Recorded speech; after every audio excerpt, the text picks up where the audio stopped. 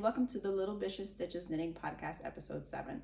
I'm Catherine, the hand dyer behind Little Bishes Stitches hand-dyed yarn. Today, I would like to bring you all back up to speed, show you what I've been knitting on, show you what I've completed, and show you which yarns are coming in the shop or are in the shop. If this sounds like a good time to you, then grab something warm, grab something cold, grab something to knit on, and let's get started. Today I would like to start with a finished object that I completed in August. This is the Danzig Shawl from Lettuce Knits. I believe that's what her name is, or how one pronounces it. I will put her contact information in the show notes, and you'll also see her Instagram handle here. This shawl was really a pleasure to knit. It starts basically here at the tip and grows as you knit up. I used my hand-dyed yarn for this shawl. The main color is my favorite blue jeans, and the contrasting color is our Absinthe colorway. And this shawl was, like I mentioned, a pleasure to knit because it was very intuitive. It's, as you see, garter stitch. But it changes up with these little lines that seem to be almost like the currents in the river that runs through Danzig. And I loved doing this technique because it was so intriguing and so rhythmic. And you know, you started off with your main color and then you mixed to the contrast, and then you had like a small break, and that was also very interesting and relaxing. And I guess in the last 6 months my knitting mojo has waned a bit. I haven't really felt very inspired to knit anything, although I've seen so many projects that I would love to knit, but everything's been so busy in the shop and in life that I knew that if I started something, it could be that I didn't have time to do it. And so when I picked out this shawl, I needed something where I knew I could count on it. I could sit down, I could pick up where I left off, and I wouldn't have to worry about making too many mistakes. And I feel that she really wrote this shawl pattern for just that, because there wasn't any point in the shawl where I thought to myself, like, oh my god, I'm like totally frustrated, this isn't working, why isn't this shaped like that? As long as you pay attention to how many rows you're supposed to knit with the main color, and when it's time to change to the contrast color, it was completely relaxed. And what I also thought was very cool about it is that I learned a new technique, although this technique wasn't too foreign to me. It's a similar technique that's also used in a German short row heel. And once you've done the first couple rows, it's totally, it's almost like a pattern in your head that you don't really have to think much about. So I really loved it. What I also thought was quite cool is the edging on the shawl. It has somewhat of like a pattern to it, somewhat of a texture. And when you come to the end of the shawl, and you look at this edging is also almost like more ripples, and you can really see how it like picks up and goes back down. It's very nice. So I can definitely suggest this shawl to anybody who just wants to be able to sit down and start it, sit down and stop it, without having to have too much on their mind in terms of where they left off. And yeah, it was a really, really nice knit. And as I mentioned, this is with our favorite blue jeans and our Absinthe, both in our soft sock yarn, which is one of my favorite bases in the shop because it's nice and squishy. It's not too flat, and yeah. I also knitted this with 3.5 millimeter needles, and I did try a few times to get gauged because for me, I didn't want to have to worry about being too far into the shawl and realizing that the size is much too small. It's not going to have like a wingspan like it should. And yeah, so then I did swatching with 3.5 millimeter needles, got gauge, and kept going. And even blocking it, it definitely has quite a width. It's quite stretchy. One thing I'm not really sure sometimes about this shawl is how I wear it. Obviously one could maybe wear it like this. I mean, this is also quite nice. Or you could unwrap it and wear it almost like this. This is also quite nice for cooler nights or when you just feel like kind of throwing it on. But yeah, it definitely leaves a lot of variations for the imagination in terms of how you want to wear it, and I really loved it. So yeah. Yeah, as I mentioned, my knitting mojo hasn't been really that great. And I also found myself making a lot of swatches for the shop. That was really kind of like fulfilling my quick fix where I could just sit down, work with my hands, knit, and at the same time make color examples so all of you can see how they knit up and get an idea by speckled colorways, how the design is as you knit it, or tonal colorways to see kind of like how they vary. As I mentioned, I needed something quick, and crocheting was really speaking to me. So I started crocheting a crochet blanket, and I have gotten to at least the second row of my crochet blanket. And for this project, I put it in a bag, a project bag from Yarniyo. This is from Sabina. She is from Mines. And I just absolutely love her project bags. They are so sturdy. The materials that she uses are really have a lot of integrity. They feel amazing. Whenever you open up the bag and sit it down, or put it down on a table, it stays. It doesn't fall together. Another thing I thought was really cool about her bags is that she has these like drawstrings. I mean, I also like these other drawstrings that are a little bit thicker and they almost seem like they're braided, but I wanted a project bag that I didn't have to think too much in order to close it. And I feel like these braided strings that you can have, like, they're floppy, you can put them in a knot, but then maybe the knot is like so tight you can't get it open, or maybe you put it in a bow and it just looks sloppy. And with her project bags, she has or for at least this type, she has leather cords, and I thought that was really awesome because if you say I'm gonna close the bag, all you gotta do is pull it and it's closed. And I really loved her style, and that was what was really important to me for a project bag, but also very important for me when looking for project bags for the shop. And by the way, you can get this project bag in our wooden chest section. There's this color and also a black color that's left. But like I said, what was important for me for project bags is that they were stylish, that the materials that she uses were good, that had a nice integrity, and also that you could fit at least a sweater's quantity in the bag and you could set it down and it wouldn't fall over or I guess like clap together. So yeah, getting back to my project, I'm gonna take it out. I lost the square, but I'll pick it up in a minute.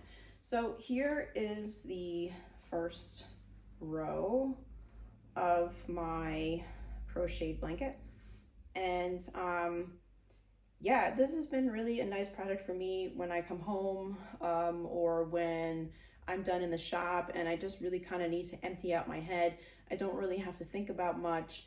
And for me, kind of like on the side, I'm also working on a learning curve for my crochet skills.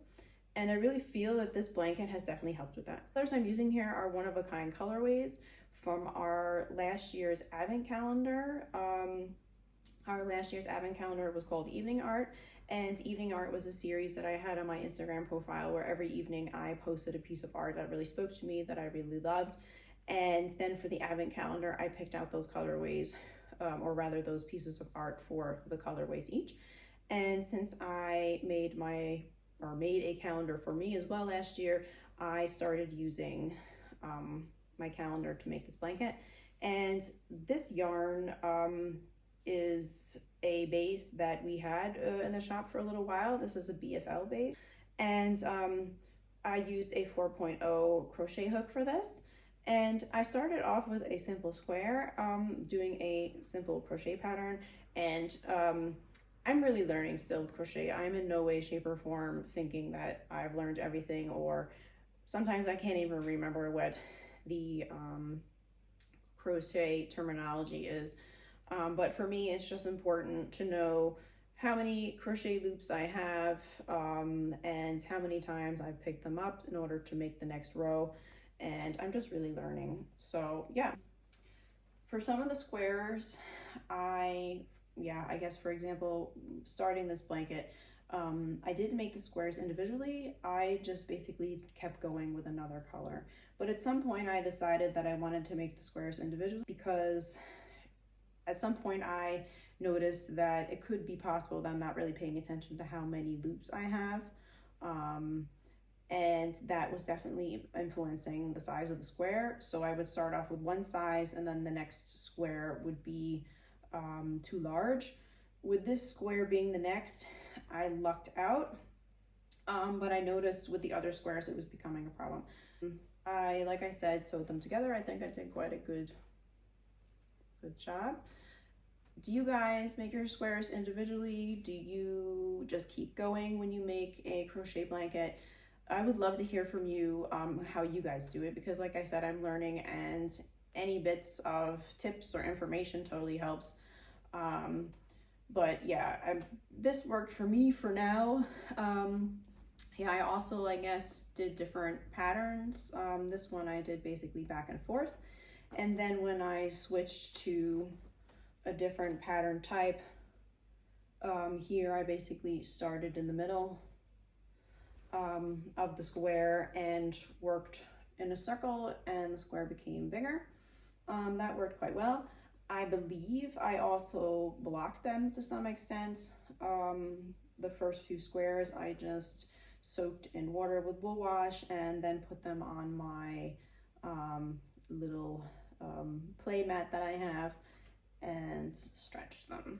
So yeah, so moving forward, I did different patterns, and then at some point I wanted to challenge myself. I did the moss stitch here for the next square in our soft sock base in our Absinthe colorway.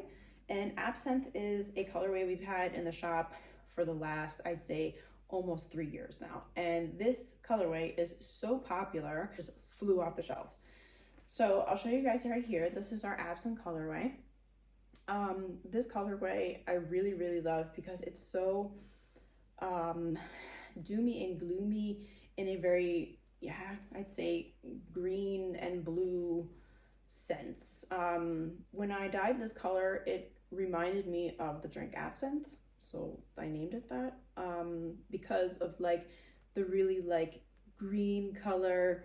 The blue reminded me of, you know, like the old labeling that they had back in the day when you would buy a bottle of Absinthe. I even have them here knit up in a pair of socks. These were knit up from Gabby. She always does the most amazing job when she knits socks. They're so cute. And as you see in our soft sock base, it's so stretchy and springy, but also not thin. It's quite thick, quite stable. Our soft sock base is very popular in the shop for just that. Some people want socks that are sturdy and that just don't, you know, I guess break or rip after 3 or 4 times of wearing them. So yeah, so this is our Absinthe colorway. I did also believe, it fell on the floor, sorry. This was in our, this is also one of a kind colorway. Also did moss stitch because I just couldn't stop. We have this colorway in a sock set that we have in the shop. I will put it in the show notes or down here what it's called. It's failing my memory now which color that is. But yeah, I just couldn't stop. So yeah, this one has to be finished a bit. I have to tie in the ends. It came out a little bit. As all of you know, a blanket, whether it's knit or crochet, is definitely a work in progress. And yeah, it works out quite well. So yeah, our project bags you can find in the wooden chest portion of the shop. We have this color and a black bag left over. So another shawl I would like to show you is the Botanic Shawl from West Knits. I didn't knit this shawl myself, but Gabby, a good friend and customer of mine, knit this shawl up, and she did a most amazing job that I'd love to show it to all of you here. So this is the shawl, the Botanic Shawl. Gabby's craftsmanship is just so incredible. When she showed me this shawl, I just was totally blown away. It's just amazing. And I wanted to share with all of you. This is the whole span of the shawl. And it has two of our colorways from the shop. This is what it looks like from the back. It's also pretty impressive, no? And it also has a I-cord bind off. And Gabby knit this shawl in two of our colorways, Catwoman and Schneewittchen. And I can show you both these colorways here. So first I'll show you Catwoman so they can be individually shown. This is Catwoman, a colorway we've had in the shop for about a year now. And it's also in our soft sock base. This is also a very popular colorway in the shop. I dye it and it just is immediately sold. And it takes quite a lot of time to dye it, so I'm sorry if it's not in the shop as quickly as possible. But with this colorway, you have to make sure that each color is individually added to the skein so that the colors don't bleed into each other too much. And it also has a rain of speckling in both the green and the yellow-orange sections. And here is the next skein. This is our Schneewittchen. This is also quite a popular tonal colorway in the shop. And I was actually thinking of making this a kit in the shop for this shawl. I will just include it in the description of the listing. And the fantastic shawl you'll have to then get yourself either from Steven or from Ravelry. So what do you guys think? Should I put this in the shop? Is this something that you also think is very pretty, that speaks to you? Maybe let me know in the comments down below. Also, if there's any colors that are missing from the shop where you were like, wow, I really love the way you dye, but some of the colors aren't really my thing, or I really would love to see this and that as colorways in your shop, please let me know. Write me an email, or you can also let me know in the comments below. So yeah, fantastic shawl with two of our colorways from the shop, Schneewittchen and Catwoman. So I'm gonna pop this back on our mannequin and we're gonna keep going. So yeah, I have a nice huge basket of yarn. Right now in the shop, autumn and Halloween colorways are the main focus, and I thought I would share them all with you today. Yeah, so then I'll start first with our Halloween colorways and our autumnal colorways. This is Pumpkin Spice. This is a colorway that we've had in the shop at least for the last 2 years. You guys love this color so much that I can't stock it fast enough. And here I have socks also knit up in that colorway. And you can see it really has a lovely pumpkin hue with the dark speckling, pecans, and reds. In the sock, or I'll say in the skein, there isn't any of these solid red sections. This was knitted in contrasting colors in our Siren colorway, Pumpkin Spice, also in our soft sock fingering yarn base. Then I have here the Spider-Man is having me for dinner tonight. This colorway was a yarn club last year, and I loved dyeing it so much and loved the way it turned out. And it was quite yeah, often I was asked, do you have this colorway, or are you going to dye it again?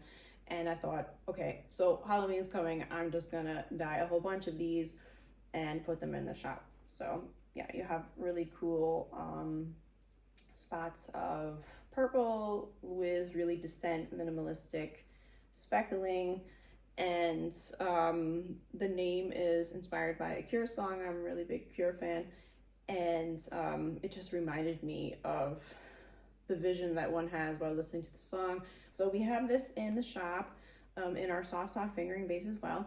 And we also have the option that you can purchase this skein and a Wednesday Addams inspired stitch marker from Super Miniatures. And it's gonna be a bit loud for a moment, but I'm going to take it out of the packaging and show you how it looks. This stitch marker is so cool because it has the pigtails that Wednesday Adam has, the braids, and it also has a really cool apple on its head and a really cool arrow because Wednesday loves archery. So yeah, check that out in our Halloween section. Like I said, you can either purchase one skein by itself, or you can get a skein with a stitch marker. Okay, so I think I'm just gonna put these to the side so we have a little bit of organization here. The next colorway I have is a one-of-a-kind colorway. This is Bishes. I do like to dye complicated colors, but I also like to dye minimalistic colors.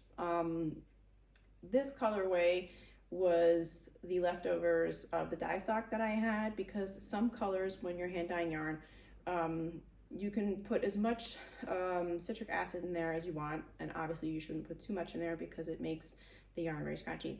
But there was one color that just did not exhaust, so I put 2 skeins of yarn in there and was just so amazed at the color that came out that I decided I need to make more of these and I need to put speckling in them, because I thought it would be a really nice descent colorway for those of you who really don't want much going on in your hand-dyed yarn. And it's in our soft fingering, and I named it Bishes because it reminded me of back in the day when I was a kid and it would be Halloween and you would go to McDonald's and they would have the toys, and I thought this would be the perfect name for it. So yeah, that's Bishes. Here I have a Blaze. This is a semi-solid colorway with speckling. I know that solid colorways don't typically have speckling in it, and if they do, it's kind of like an accident, or maybe a little bit of the color that wasn't dissolved in the water. For this colorway and our Vlad Dracula colorway, and for our Blood Moon colorway, I purposely put speckling in there because I feel like it just made it more excuse me, dramatic and more, yeah, I'd say contrasting. And Blaze is one of those colorways. It is a fiery red, orangey, tonal, semi-tonal with speckling. Here you can see there's some red speckling, and there's also really minimal spots of pecan colored speckling. And this colorway just reminds me of pumpkins on being lighted, blood moons, or the oranges from it, and fires, and you know, just everything that's spooky in Halloween. So good. Then the next colorway, this is typically an autumnal colorway, and it's one of our newest colorways in the shop. This is Autumn Rust, and this colorway really spoke to me in terms of how I feel, how autumn really comes about. It's not something that, you know, really shows itself with a few leaves falling. It's really the moment where your entire forest just explodes and you have tons of browns and oranges and reds. And this colorway has little speckling of light turquoise and purple, which might not be always very typical of autumn, but there are some trees that when their leaves change, they do go to almost purple colors, or they go to light, really minimal blues, and this colorway really reminded me of that. And this is also in our soft sock fingering base, and will be available in the shop this afternoon, or rather this evening, because it's already 5:15 here in Germany. So I will be listing them in the shop later tonight. So all of our soft sock fingering bases are they're superwash 75%. merino, 25% nylon bases. They have a 400-meter length, 436 yards. And typically for them, you would use anywhere from a 2.5 to a 3.0 millimeter needle, or a 0 to 3 US. All the yarns in the shop, I don't suggest that you put them in the washing machine, even if they are superwash. There could be some of you that are like, I have no problem throwing in the washing machine. Okay, the dryer is a no-brainer. But I'm always very careful with my hand knits. And I would hate for you guys to knit your work up and put it in the washing machine and it turns into this like fizzly little mini fuzzy thing. So my suggestion is always that you guys wash it by hand. And when you guys order from the shop, the banderollen or the labels always have the washing instructions on the side, whether it be in English or German. They're both provided on the labeling. So in case you guys are kind of wondering a little bit more about the base, those are the specs and that's the suggestion. So, okay, so we have Autumn Rust is done. And yeah, another colorway that I brought with me that I also felt really screams Halloween and is also available in the shop is Wicked. This is a tonal colorway. We have this base in soft top fingering. We have this base in tweed fingering. And here today I have a skein of our Tempest MCN DK. So MCN is Merino Cashmere Nylon, and it's in a DK base. It is a 4-ply. And this base is so soft and so squishy. And this colorway really reminds me of Witches. It was inspired by the witch on the Broadway production of Wicked, and was also suggested to me by a good friend who has now moved to another country with her family. I'm totally sad about it, but I hope that if she's watching, she remembers and this was your idea. So yeah, Merino Cashmere Nylon we also have available in the base. We also have available in the shop, so you guys should check it out. So in other news, we have new bases that are coming to the shop. I already have dyed some and also made them available in our web shop. We will carry non-superwash yarn, alpaca, and I also have been looking into a sock yarn that is more sustainable in terms of being biodegradable. It is 85% merino and 15% biodegradable nylon. This yarn base will be available in the shop next month or close to December in terms of how quickly I can integrate it into the shop, because we have a lot going on. The advent calendars are underway. They're being packaged and will be then shipped out at the end of the month. And then we have the Christmas season coming, where we will be offering holiday scented candles from Recycled Light Germany. We'll also be offering gift cards and project bags. So I will then first start with our non-superwash yarn base. This is 100% merino. It is 400 meters as well, and I absolutely love it. This is our Siren colorway. As you can tell already, our Siren colorway in our sock base, our superwash sock base, is more, it's a little bit more intense from the color, because that is very often the case with superwash yarns and with any other yarn base. As soon as the parts of the fiber content are different, the colors turn out differently on that skein of yarn, and that's the case with our superwash yarns. That's why I also will not be offering non-superwash yarn in the shop in our speckled colorways, because they don't come out anywhere near how they would come out if that was a sock base. The yarn hardly picks up any of the speckles, and it looks more washed out. And this is a new total that we have that will also be dyed in our soft sock base in the future.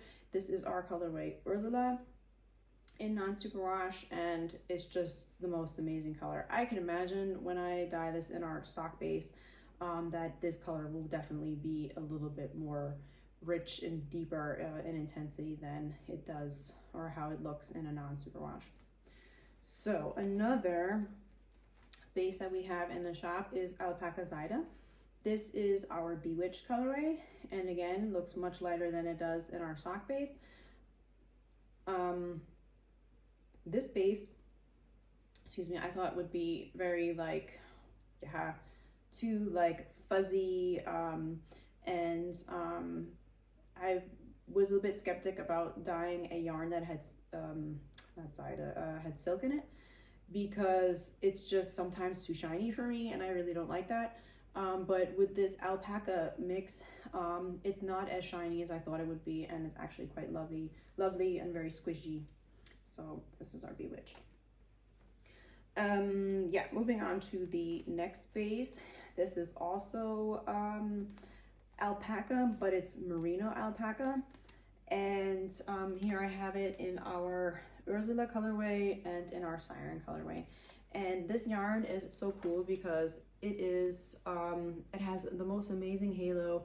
It is very soft. It's not scratchy in my opinion at all, and it really is a nice, you know, chunky chunky yarn, where this would be the most amazing shawl or cowl, or it could also be the most amazing hat. And I really feel that these yarn bases complement a lot of the tonal colorways that we have, and I'm really excited about having them, and they're already in the shop and they're listed, so stop on by and check them out. So now I wanted to move on to the next part of the podcast today, where I talk a little bit about what's been going on in the shop in terms of the last year. There has been so much activity in the shop, so much planning, so many new ideas, so much cultivation of the vision I have. And we took it to the next level, and we started attending wool festivals.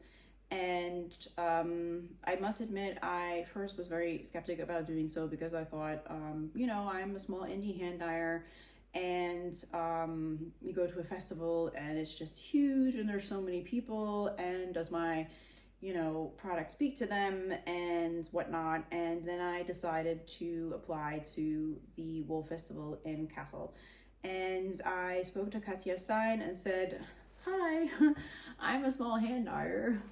I would love to participate in your wool festival, and do you think that this would be, you know, something for me? And she was like, absolutely. This wool festival is brand new, and it's in Kassel, and it's for all of us, and it's not a place where you need to feel uncomfortable, and just apply. And I was approved, and yeah, in July off we went to Wool Festival Kassel, and it was the most amazing experience.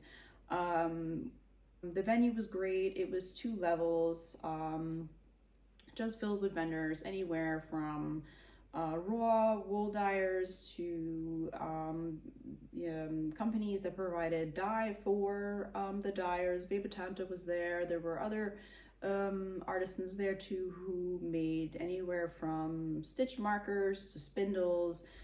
There were big names like Prue Yarns and Herzfasern. They were all there. And I have to say, the feeling, the energy that was in this wool festival was just amazing. A lot of people came from near and far. There was so many people. I believe she said there was, Katja said there was anywhere from like 2,000 to 3,000 visitors. And that with temperatures close to 40 degrees Celsius. It was so hot. Luckily, we were in the area that, or in the level that had air conditioning, I just have to say that it was just the most amazing experience. And I would like to thank all of you who came to our stand to say hello, and to all the other wool companies and Aussteller. Oh, when you speak two languages, you can't remember what some words are in English. Vendors, that's what they're called. The other vendors who really kind of showed us the ropes and took us by the hand and helped us and came over to support us. And thank you so much for your warm welcoming into the community, and thank you to Katja for also giving Little Bishes Stitches a chance and also welcoming us warmly as well. So yeah, and then from that aspect, I then decided to apply to Westerwälder Wool Festival in Westerburg, and that was also an amazing experience. So many nice people, so many makers who love yarn, who love hand-dyed yarn. Everybody was in such a good mood and brought their works of art with them in terms of the things that they've knitted, and it was just an amazing experience. So that's all I have for today. Thank you all so much for tuning in. As I mentioned, it has certainly been a very long time, but as you have seen from today's podcast, there has been so much going on, and I will definitely do my best to touch in more. I hope you all have a nice rest of your weekends, and take care and see you next time.